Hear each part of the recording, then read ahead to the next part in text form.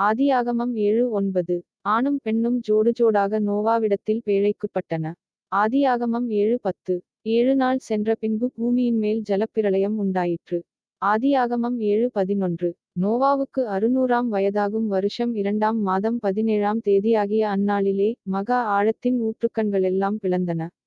வானத்தின் மதகுகளும் திறவுண்டன. ஆதியாகமம் 7:12. 40 நாள் இரவும் பகலும் பூமியின் மேல் பெருமழை பெய்தது. ஆதியாகமம் 7:13. அன்றைத்தனிமே நோவாவும் நோவாவின் குமாரராகிய சேமும் காமும் யாப்பேத்தும் அவர்களுடனே கூட நோவாவின் மனைவியும் அவன் குமாரரின் 3 மனைவிகளும் பேழைக்குள் பிரவேசித்தார்கள்.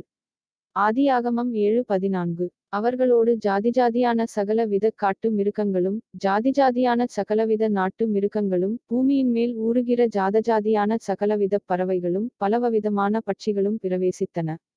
ஆதியாகமம் 7:15.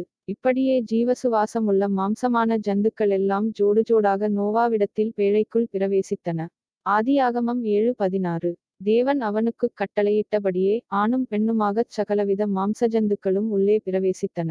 அப்பொழுது கர்த்தர் அவனை உள்ளே விட்டு கதவை அடைத்தார்.